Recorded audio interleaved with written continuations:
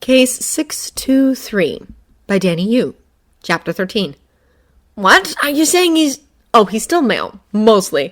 But the serum found a way. Zola confirmed. His body has developed ovaries and a womb to compensate for the damage he sustained, fantastical as it sounds. We'll need to run more tests, of course, but my belief is that we still have every possible chance of breeding an heir to Johann Schmidt's legacy. Sometimes Tony wanted to leave New York so bad it hurt. He wanted to snatch Jamie up and go to Malibu where he could look out the window without seeing the memories of a wormhole in the sky, without seeing invasion ships and feeling the vacuum of space closing in around him, strangling him, crushing him. He started packing several times a day for the first few weeks, then slowly more rarely. Malibu wasn't going to work for them anymore. Tony knew more about the arc reactor project than anyone, had promised Pepper he'd take an active part, which meant board meetings and business meetings and PR, all of which centered around Stark Tower, which was being rebuilt around them. Jamie was getting too old for Tony to have two bases and just take him with him. He needed stability, he needed preschool and other kids and pedagogy and who the fuck even knew what, and Tony knew that if he returned to California, he'd never get that stuff done. If he went back to California, he wasn't sure he'd be able to return at all. Jamie needed this, needed to be here in the Stark Tower preschool that was up and running again after the battle, needed a father who wasn't going to run at the first sign of trouble. So what if Tony had to put up with nightmares and insomnia to pay for it? At least he hadn't had a panic attack in front of the boy. Yet. He took a breath, looked down at the t-shirt he was clenching between his fingers, the open suitcase in front of him.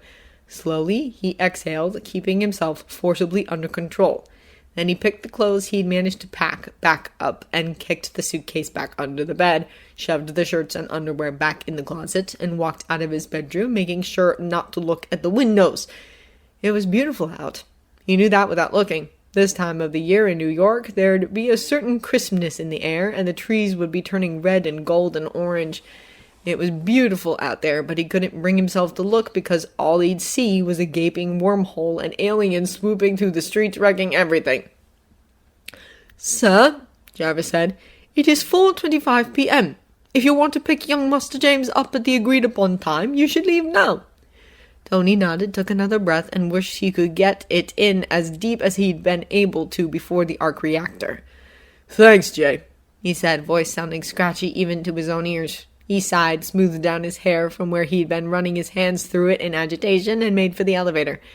Jarvis was kind enough to keep the ride down at a slower pace than the machinery's actual capacity, giving Tony enough time to collect himself and put up a face that would hopefully tell everyone who saw him that he was perfectly all right and in control. He brushed his shirt down, making sure it wasn't too wrinkled, took a deep breath.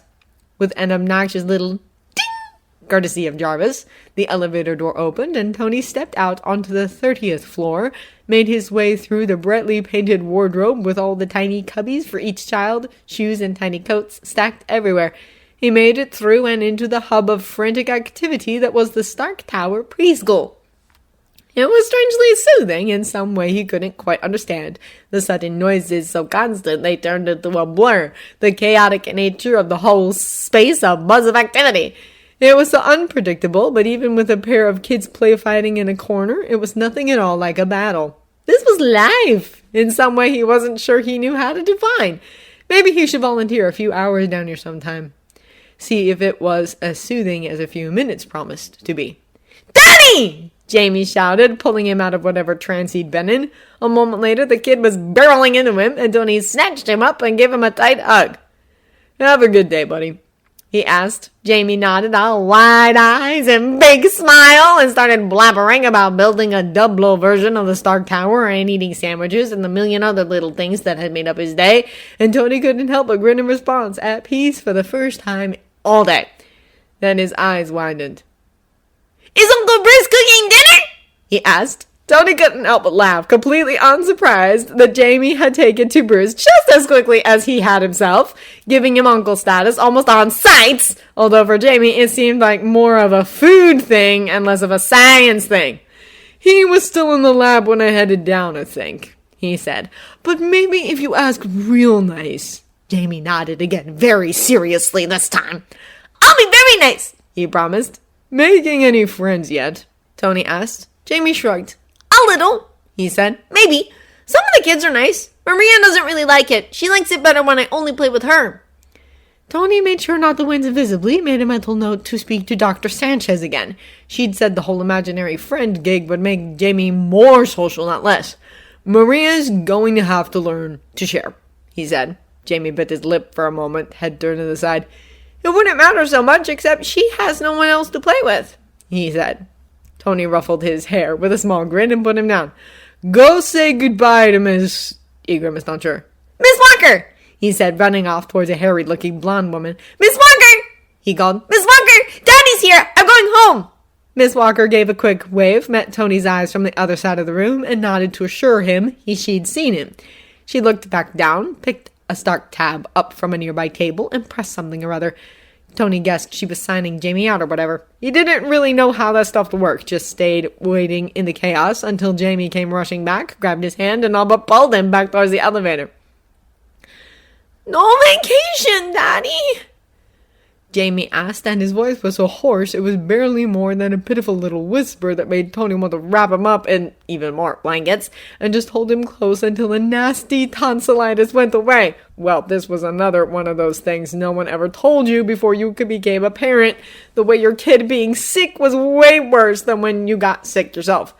Yeah, no, Tony said, stroking sweaty hair out of his son's too hot face. No, sorry, little man, no Japan this time around. Just going to have to talk to Auntie Pepper and make sure everything is in order, and then we'll laze in bed and watch cartoons until you're better. Wouldn't have been that much fun anyway. Well, you'd have had fun. You'd have gotten to hang out with Happy and see loads of... He frowned, reminding himself not to make things worse, which, judging by the disappointed look on Jamie's face, was exactly what he was doing. I'd have had to sit in meetings all week, though. This time, we get to just hang out together instead. Way more fun. Jamie flashed him a wide, pale smile before falling into another coughing fit that made Tony wince and grimace and rub the kid's back as if that would somehow make it all go away. Now, how about I go fix you something warm to drink and call Auntie Pepper, and then I'll get in my jammies and we'll watch a movie? Tony asked, leaning in to press a kiss to Jamie's burning forehead.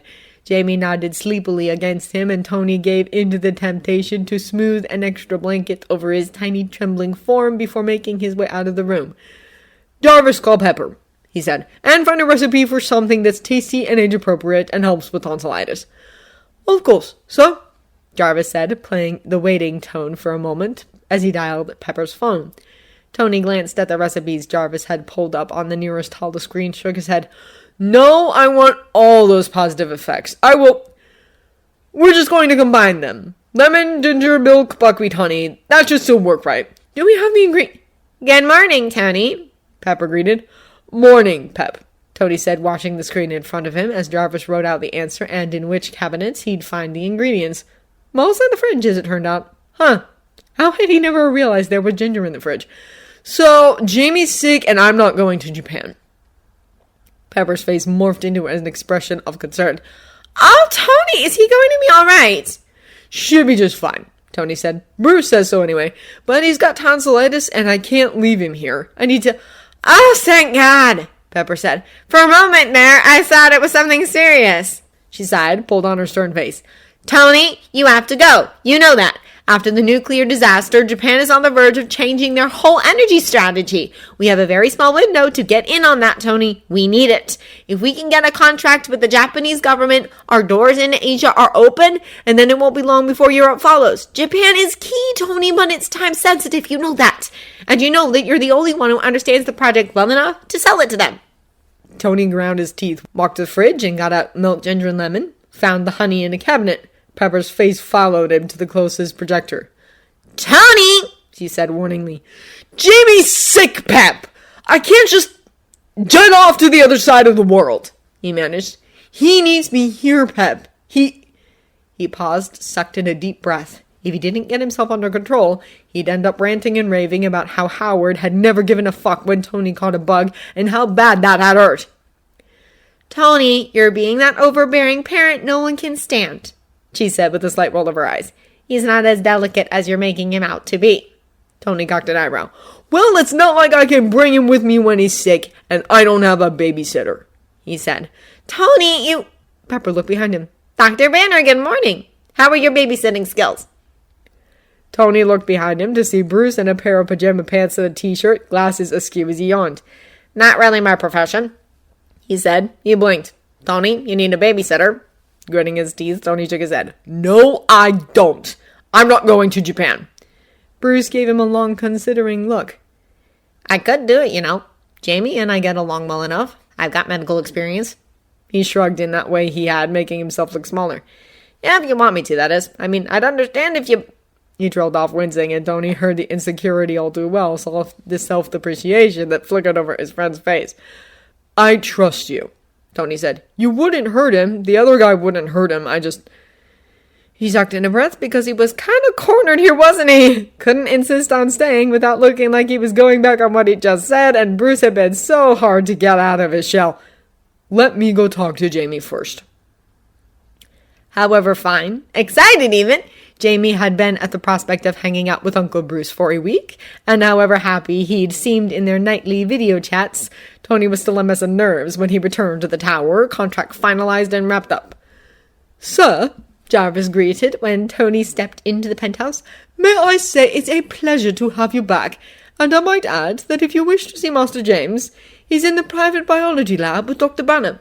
Tony dumped his suitcase on the floor, kicked off his shoes and coat, and made his way to the private elevator. Jarvis bumped up the speed, and he was down there in half the normal time, stepping off and into the lab where Bruce and Jamie were bent over a screen together, chattering back and forth. "Oh, God, kid! Please tell me you aren't planning to go into biology." "Daddy!" Jamie shouted, scrambling off his chair and dunning across the floor, all but flying into Tony's arms. Tony held him tight, kissed the top of his head, felt something inside him that had been stretched taut all week finally relax. "How have you been, little man?" Tony asked, keeping the boy on his hip as he walked over and sat down on the abandoned chair. "Had a lot of fun with Bruce." "I had lots of fun!" Jamie said, eyes shining with excitement. "We made cookies, and we watched cartoons, and Uncle Bruce is teaching me about DNA.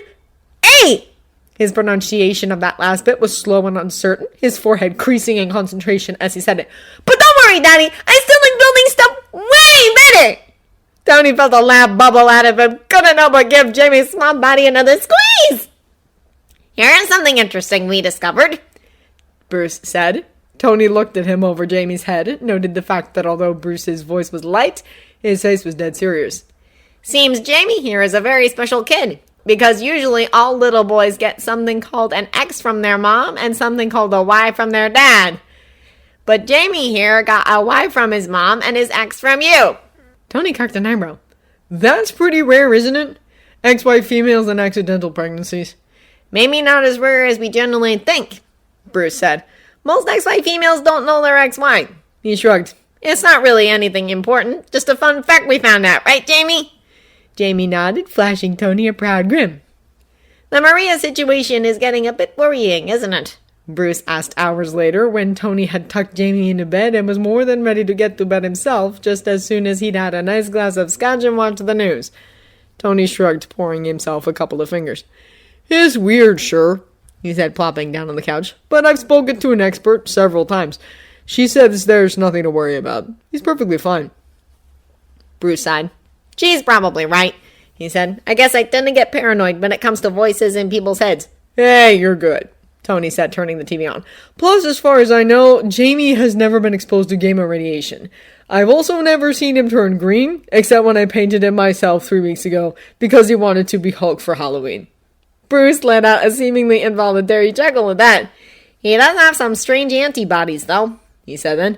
"Tuberculosis, H1N1, of the Spanish flu variation. Some other minor stuff that we haven't really seen for decades. Strong enough to suggest second generation instead of the logical third." "You're saying that because he's weirdly immune to stuff, he's schizophrenic and about to turn into the Hulk?" Tony asked, cocking an eyebrow. And good God, if Bruce ever had a kid, Tony would spend the rest of his life feeling sorry for the poor thing. Bruce would be an even worse fretter and worrier than Tony tended to be. "Not at all," Bruce said. "I'm just saying it's an interesting genetic quirk. His antibodies are as strong as the ones you got from your father, and whatever he was exposed to in the World War I era slums of New York, rather than being a generation diluted. Stronger even, judging by antibodies and genetic markers.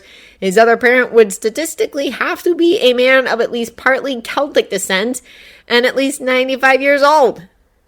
Tony doubled over laughing, barely noticing the news anchor's report on a terrorist attack on the West Coast. Yeah, no sorry, dude. I think I'd have noticed if I'd brought home a geriatric man with childbearing hips. He took a sip of his scotch. I tend to prefer people who couldn't have been Howard's classmates. Good one, though.